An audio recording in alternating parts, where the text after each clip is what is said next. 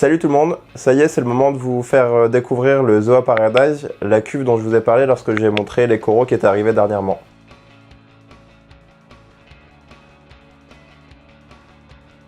C'est une cuve nue de 60 par 40 par 25 que j'ai fait faire sur mesure au poisson d'or, qui permet d'avoir une belle surface sans être trop conséquente et de s'intégrer parfaitement dans un petit espace et sur une commode que j'avais rénovée.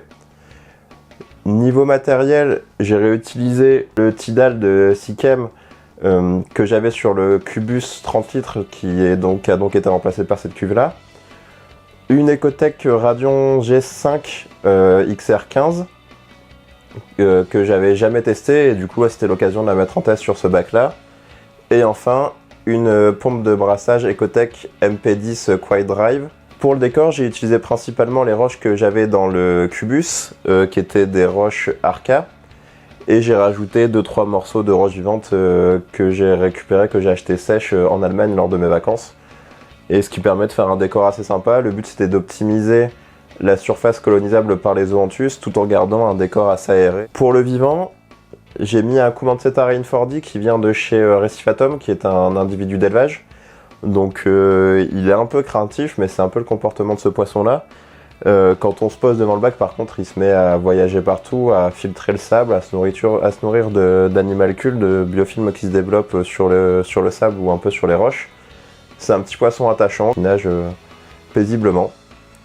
J'ai bien sûr remis le Lotilia gracilosia, donc le petit goby noir et blanc qui était en symbiose avec les Alpheus. Malheureusement, les Alpheus sont partis toutes les deux, je pense de vieillesse, ça fait un moment que je les ai, et les deux sont mortes à peu de temps de différence. Mais le goby pour l'instant fait sa vie, il est un peu plus timide, mais j'espère retrouver une Alpheus très bientôt pour l'accompagner. En parlant de ce goby, il m'a fait une grande surprise hier ou avant-hier. Je nourrissais le Kumanceta avec des Artemia, et d'habitude en parallèle je mettais du plancton rouge ou des œufs de homard pour le Lotilia qui est vraiment un tout petit poisson. Et au final, hier, je l'ai vu manger un Artemia qui fait une grande partie de sa taille, donc j'étais vachement surpris.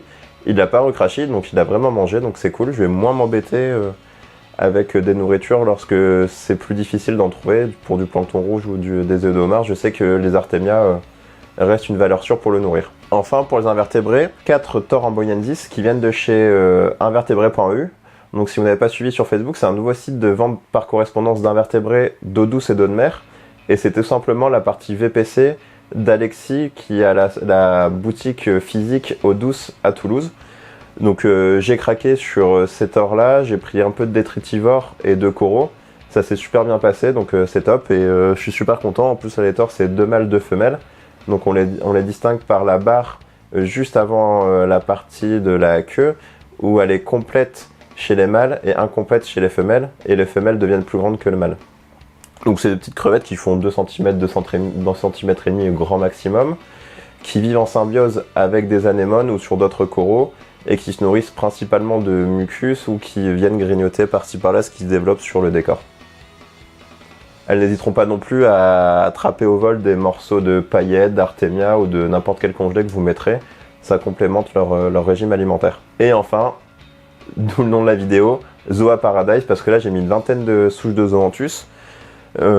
Certaines sont limitées à 1 ou 2 polypes parce que je les ai depuis peu de temps, d'autres ont déjà bien colonisé leur plot. C'est vraiment un gros kiff pour moi, c'est une espèce que j'avais découvert quand j'ai repris l'aquariophilie d'eau de mer quand j'étais étudiant. Donc pour la petite histoire, c'était sur encore l'époque des forums et le site Reef Guardian où il y avait une partie petites annonces. Et j'ai vu quelqu'un qui vendait du zoanthus ultra au polype et c'est la première fois que j'en voyais. Et j'ai craqué. Et la première souche c'était du Sunny-Day et depuis la passion, la folie, la collectionnite m'a envahi.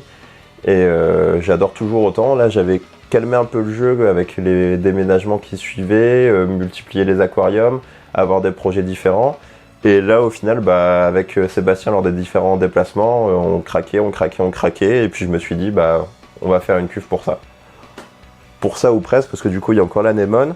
Il y a un Favia Mayasen que j'ai placé là qui était encore dans le Cubus. Je l'ai mis là et au final il a explosé niveau couleur donc j'hésite à le laisser parce que c'est vraiment un corail unique.